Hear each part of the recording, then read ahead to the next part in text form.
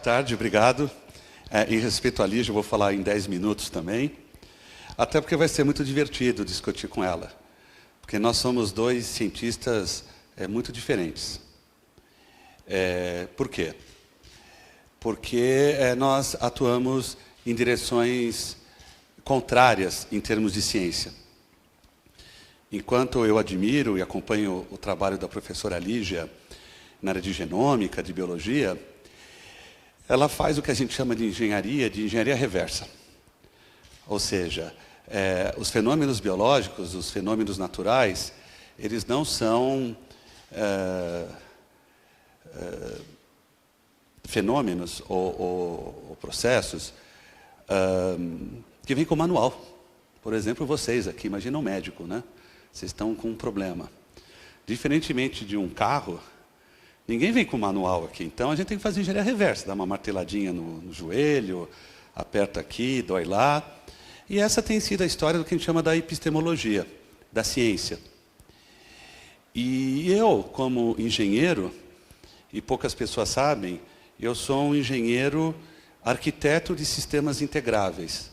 Ou seja, nós projetamos microprocessadores, microchips, e hoje, num espaço minúsculo, né, de 2 por 2 milímetros, a gente consegue confinar, Lígia, 7 bilhões de transistores.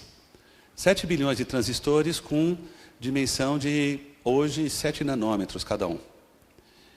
Então, assim, os engenheiros, eles são cientistas diferentes na universidade, eles são um pouco bipolares, porque ao mesmo tempo que a gente tem que aplicar um método de engenharia, ou seja, ir na fronteira do conhecimento, descobrir materiais e métodos de fronteira, nós temos que fazer o caminho contrário, que é usar esse conhecimento e gerar o que a gente chama dos artefatos, dos engenhos.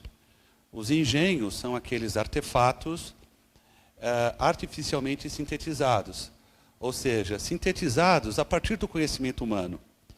E aí, no Brasil, que é um país desindustrializado, um país que ninguém sabe se é desenvolvido ou subdesenvolvido na sociedade do conhecimento, ele é um país que tem problemas estruturais nas questões de engenharia, o que acaba trazendo baixa qualidade de vida para a nossa população. E os engenheiros, eles fazem o caminho contrário.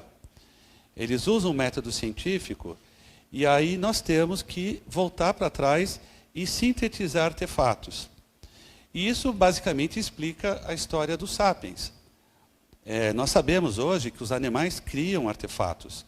Os passarinhos fazem os ninhos e alguns primatas, eles usam o que a gente chama de objetos primitivos.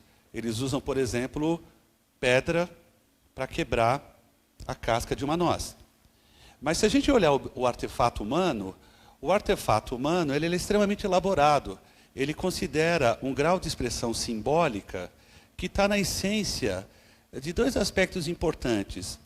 O conhecimento e o conhecimento voltado à criação desse artefato para algo de bom para aquela comunidade. A gente sabe que não foi bem assim, né? Provavelmente o primeiro sapiens, ou Cro-Magnon, desculpem, eu não sou arqueólogo, que fez o primeiro artefato, ele provavelmente fez uma pedra lascada, que servia para um monte de coisas. Inclusive matar os outros humanos. E eu acho que muita gente morreu por causa disso. E esse é um dos aspectos pelo qual a gente tem uma certa tecnofobia. Nós aqui somos sobreviventes de um processo de invenção e de inovação, fruto do conhecimento que nos levou à engenharia. A engenharia nos levou a um artefato que, para o bem ou mal, foi usado por aquela comunidade, que virou o que nós conhecemos hoje como civilização. E é muito importante a gente entender que a inovação, ela está intrínseca à evolução humana. Ela, desde os primórdios, a ciência, a engenharia e a inovação são atividades humanas que caminham de forma concomitante. Talvez a primeira sociedade realmente inovadora, em que conseguiu sistematizar esses processos de engenharia com ciência, foram os romanos.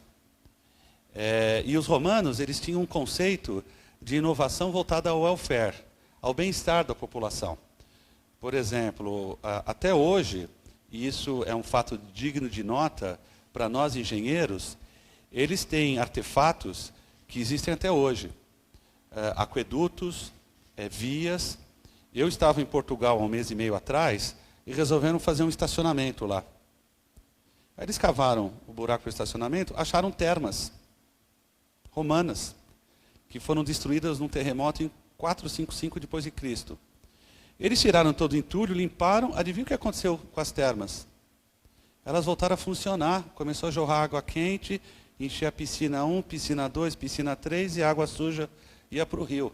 Ou seja, um artefato de engenharia que foi inventado há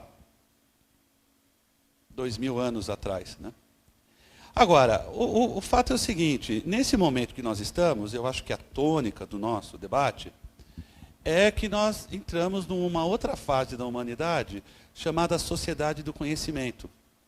E na sociedade do conhecimento, em que nós temos uma sociedade hiperconectada, a relação entre tecnologia, ciência, engenharia e inovação, ela é simbiótica, ela é fator de, por exemplo, longevidade humana.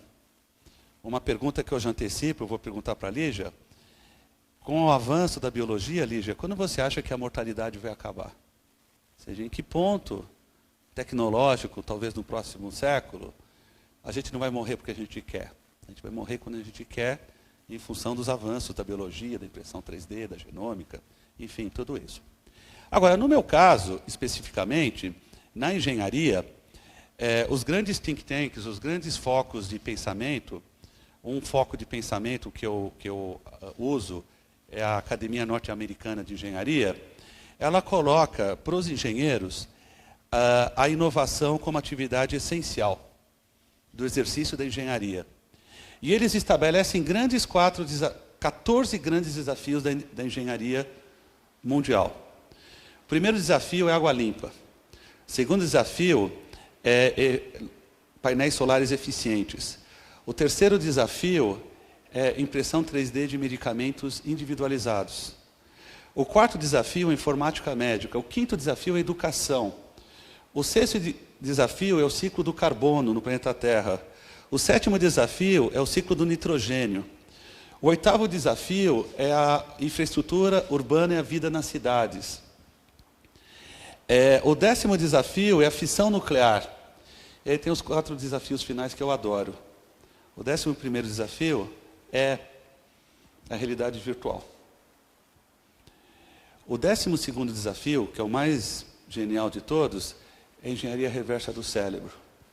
Como a última fronteira que a humanidade tem dentro do atual paradigma tecnológico que nós vivemos. Porque fala-se muito de inteligência artificial, mas a gente conhece muito pouco do cérebro. Nós vamos discutir um pouco isso, Lígia, de como a gente vai fazer a convergência da biologia com a engenharia, e a gente vai falar um pouco de sistemas bioinspirados. Eu vou falar um pouco no debate. Hoje nós temos a vida no planeta Terra. Num certo momento, nós teremos tantas células quanto transistores, porque o volume de fabricação de transistores ele é exponencial.